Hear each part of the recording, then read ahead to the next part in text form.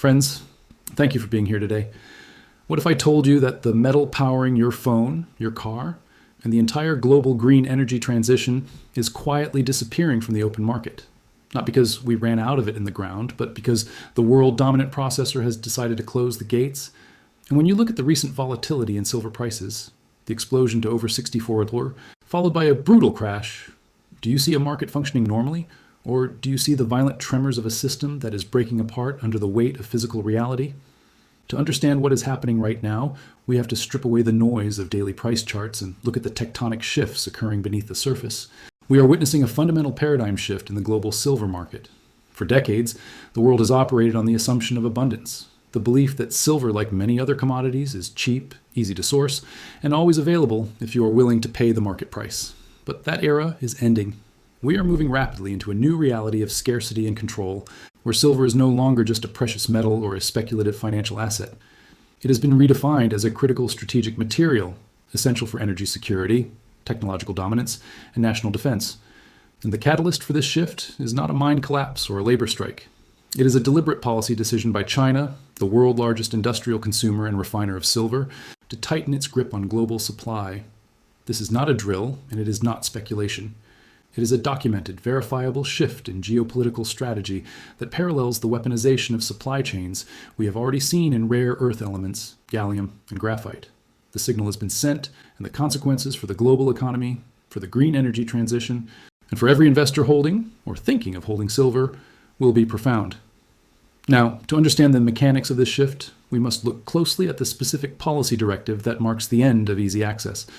The specific mechanism driving this change is a policy directive known as Ministry of Commerce Document 68, announced on October 30th, 2025, and taking full effect in January 2026. This document is not merely an administrative update, it is a strategic gatekeeping mechanism. Document 68 implements a rigorous system of export restrictions that fundamentally alters how silver leaves China. On paper, Beijing frames these restrictions as measures for environmental protection and high-quality industrial development.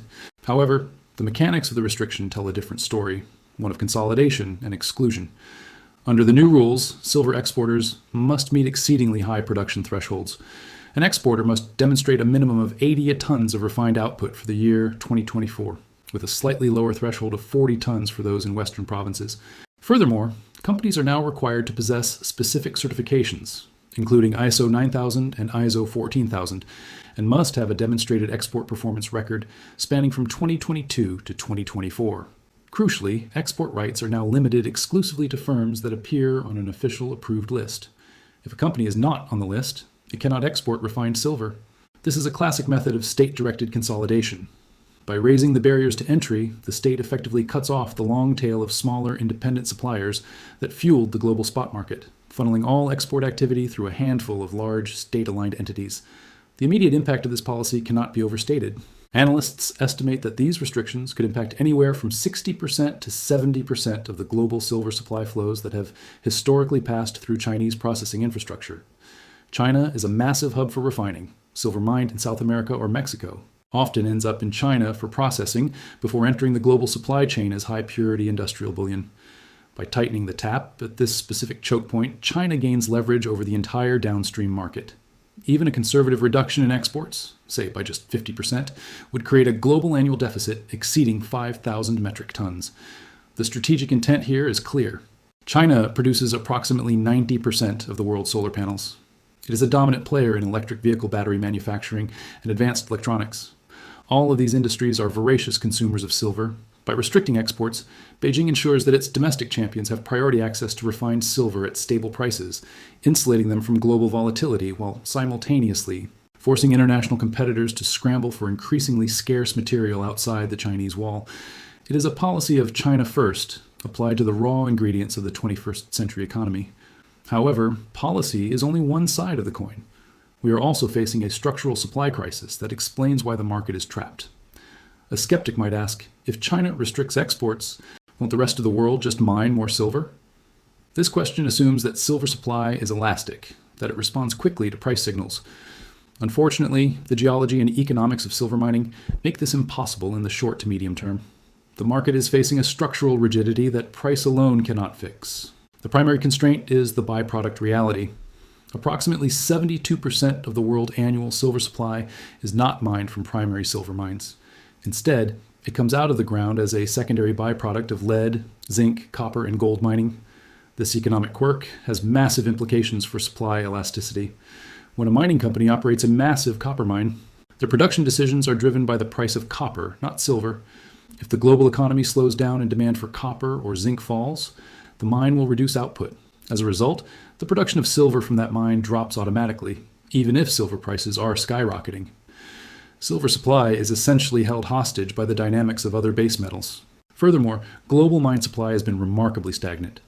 Despite silver prices doubling in recent years, annual global mine production has remained flat at around 813 million ounces since 2016. There has been no surge in output because the low-hanging fruit has already been picked. Ore grades are declining globally, meaning miners have to dig up more rock to get the same amount of metal. Even if investors threw billions of dollars at the sector today to build new primary silver mines, the timeline for relief is measured in decades, not months. The average lead time from the discovery of a deposit to the first pour of silver is now 7 to 15 years. This delay is caused by an increasingly complex web of permitting requirements, environmental impact studies, financing hurdles, and community opposition. In Western jurisdictions specifically, opening a new mine is a bureaucratic marathon. Therefore, the idea that a supply response will arrive in time to offset the shock of China export restrictions in 2026 is a fantasy. The supply we have today is the supply we will have for the foreseeable future. But now, a significant portion of it is being ring-fenced behind Chinese export controls. While supply remains locked in a geological and regulatory straitjacket, we are simultaneously witnessing an industrial juggernaut of exploding demand. This demand is driven by three distinct and accelerating industrial revolutions: solar photovoltaics, PV, electric vehicles, EVs, and the AI data center boom. The solar industry has become the single largest industrial consumer of silver. In 2025 alone, solar panel manufacturing consumed approximately 261 million ounces of silver. To put that in perspective, that is nearly 1/3 of global mine supply vanishing into a single industry. And crucially, this is destructive demand. When silver is pasted onto a solar wafer, it stays there for the 25 to 30-year life of the panel. At current prices and technologies, it is rarely economically viable to recycle that silver. It is effectively removed from the global stockpile forever. Simultaneously, the automotive sector is undergoing a massive electrification shift. Electric vehicles are silver-intensive machines. While a traditional internal combustion engine car uses a modest amount of silver, an EV uses 67% to 79% more, typically 25 to 50 grams per vehicle, for battery management systems, extensive cabling, and electronic controls. With global projections estimating 20 million EV sales in 2025, that equates to another 85 to 90 million ounces of silver demand. Like solar, this metal is locked away in the vehicle for a decade or more. Perhaps the most aggressive new entrant to the demand side is the digital infrastructure sector. The exponential growth of artificial intelligence requires massive data centers, and the rollout of 5G networks requires millions of new base stations. Every server farm, every high-speed switch, and every 5G tower relies on silver for its unrivaled electrical conductivity. You cannot build the architecture of the digital age without the most conductive metal on the periodic table. Unlike investment demand, which can be fickle and sentiment-driven, this industrial demand is sticky. A solar panel manufacturer cannot simply decide not to buy silver because the price went up. They have factory quotas to meet and contracts to fulfill. They must buy regardless of price. This turns the silver market from a discretionary investment market into a desperate procurement market, where industrial users are forced to compete with investors for the same shrinking pool of available bars. This collision of rigid supply and soaring demand has decimated global inventories, creating a dangerous inventory paradox that confuses many casual observers. If you look at the COMEX warehouses in the United States, you might see a headline number of approximately 126 million ounces and assume the market is healthy. But this is a mirage that hides a much more critical shortage in the physical trading hubs that actually matter for global flows. The real stress is visible in the London Bullion Market Association, LBMA, and the Shanghai Futures Exchange. In London, which is the heart of the global physical silver trade, inventories are critically low. Analysts at TD Securities have estimated that the free-floating stockpile in London, the silver that is actually available to be bought and sold, rather than being held in ETFs or allocated to long-term owners, has shrunk to just 135 million ounces. To give you a sense of how precarious that is, 135 million ounces is roughly half of the daily trading volume of the paper silver markets. The buffer is gone. In Shanghai, the situation is even more acute. Inventories at the Shanghai Futures Exchange have hit near-decade lows, hovering around 780 tons. This depletion was exacerbated in late 2025 when China actually exported a record amount of silver to help ease a massive squeeze in London. They drained their domestic reserves to keep the global system functioning, but that valve has now been shut. The drain on above-ground inventories over the last decade has been persistent and structural. We have been eating into our savings to pay for our consumption, and the savings account is now flashing red. I want to pause here and hear from you. Do you think the global market is prepared to handle a supply shock of this magnitude? Or are we sleepwalking into a crisis? Let me know your thoughts in the comments below. These physical realities are now manifesting in financial market signals, specifically through the price of volatility. The financial markets are beginning to price in this new reality, manifesting an extreme volatility that punishes both complacent bulls and leveraged bears. In December 2025, we saw a perfect example of this instability. Silver prices spiked to an all-time high of $64.65 per ounce, smashing through records that had stood for 45 years. It was a moment of euphoria for long-term holders, but then, within hours, the price crashed 3%, forming a bearish engulfing candle on the charts, a classic technical reversal signal. This volatility is being driven by a tug-of-war between the physical reality of shortage and the macroeconomic maneuvers of central banks. The Federal Reserve, pivoting to a more hawkish stance with signals of only one rate cut for 2026, strengthened the dollar, which traditionally hurts precious metals. This macroeconomic headwind collided with the physical tailwind, creating a violent churn. But if you look past the headline price, the hidden stress indicators are screaming. The lease rates for silver, the interest rate one must pay to borrow physical metal, have gone haywire. In a normal market, lease rates are practically zero. Recently, one-month lease rates spiked to annualized levels of 14% to 24%, with a terrifying peak of 34.9% in October. When banks and industrial users are willing to pay credit card-level interest rates just to get their hands on physical bars for a month, it tells you there is a desperate, acute shortage of metal availability. Furthermore, the market is in backwardation. This is a rare anomaly where the spot price of silver, the price to get it right now, is trading significantly higher than the futures price, the price to get it next month. For instance, with spot at $51.40 and futures at $48.56, the market is screaming that it values immediate possession far more than a promise of future delivery. This is the ultimate signal of physical tightness. Adding to the fire are the exchange-traded funds, ETFs, like SLV. In November alone, SLV saw inflows of 15.7 million ounces. Every time an investor buys shares in these trusts, physical bars are theoretically moved into a vault and locked away, removing them from the pool available for Apple, Tesla, or Samsung. The investment sector is effectively hoarding the inventory that the industrial sector desperately needs. Ultimately, this brings us to the geopolitical ramifications and the weaponization of access. The United States and Europe have committed themselves to grand strategic goals: the Green New Deal, the modernization of power grids, and the expansion of defense capabilities. All of these ambitions are silver-intensive, yet the West has allowed itself to fall into a trap of dependency. We may have mines in the Americas, but we lack the refining capacity and the integrated supply chains to process that silver at scale. We rely on the Chinese infrastructure to refine the very metal we need to compete with them. By tightening exports, China is not just protecting its environment, it is exercising geopolitical leverage. It is a soft power chokehold. If Chinese export volumes drop as predicted, Western manufacturers will face delivery delays, higher premiums, and supply uncertainty.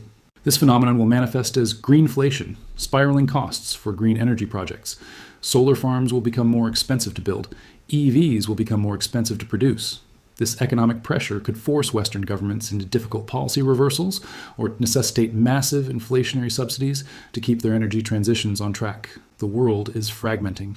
We are entering an era of resource nationalism where trade is governed by security and resilience, not efficiency and cost. The just-in-time delivery model, which prioritized keeping zero inventory to save money, is dead. In a world of export controls and strategic competition, just-in-case inventory is the only safe way to operate. Industrial buyers must now hoard inventory or secure long-term contracts, further draining the liquidity of the spot market. This geopolitical fragmentation brings us to perhaps the most critical, yet least understood aspect of this crisis, the inevitable decoupling of Western paper markets from Eastern physical reality.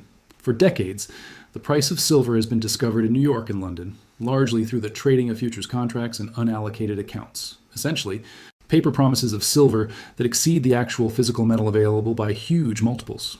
The system worked seamlessly as long as silver was abundant, and investors were content to hold paper claims rather than demanding delivery of the metal itself.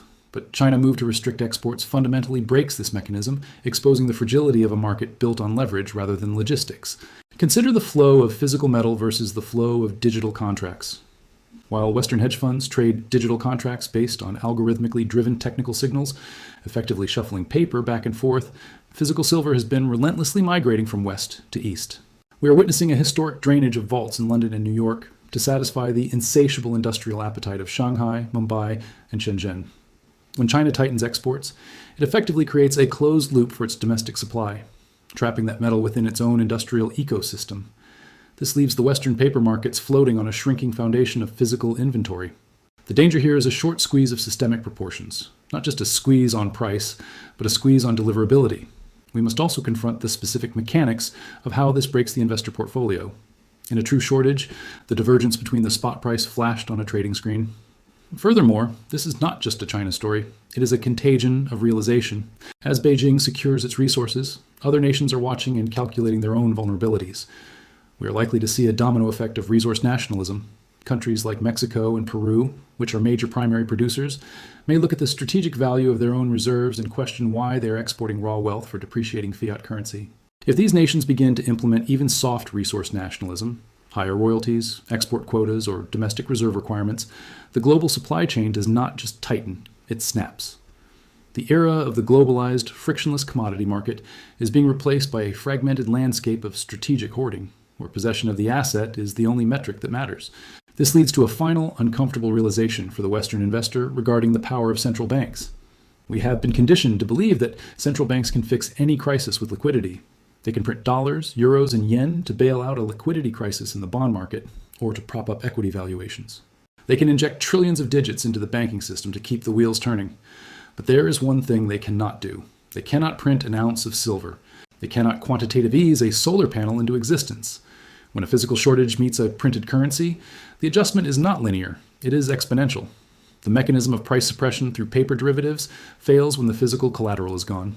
We are standing at the edge of that failure point, where the illusion of infinite paper supply crashes into the hard wall of finite physical reality. So, what does this all mean as we stand on the precipice of 2026? It means the wolf is at the door. The silver market is signaling a structural break from the past. While short-term technical trading and Federal Reserve policy may force corrections, perhaps pushing silver back down to the $50 or $55 range temporarily, the long-term floor is rising beneath our feet. The cheap silver of the past is gone. The warning signs are flashing in the lease rates, in the backwardation, and in the sheer desperation of the policy moves coming out of Beijing. This is not about running out of silver in the earth crust. It is about a bottleneck in refining, a depletion of available stockpiles, and a deliberate closing of the gates by the dominant player. The wolf is no longer a fairy tale used to scare investors. The supply crisis is real. The industrial demand is structural and unyielding, and the geopolitical conflict over resources is just beginning.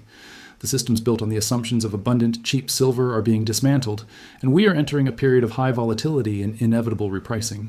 For those watching the markets, the question is no longer if a shortage will occur, but how violent the adjustment will be when the rest of the world finally realizes that the metal they need is no longer for sale.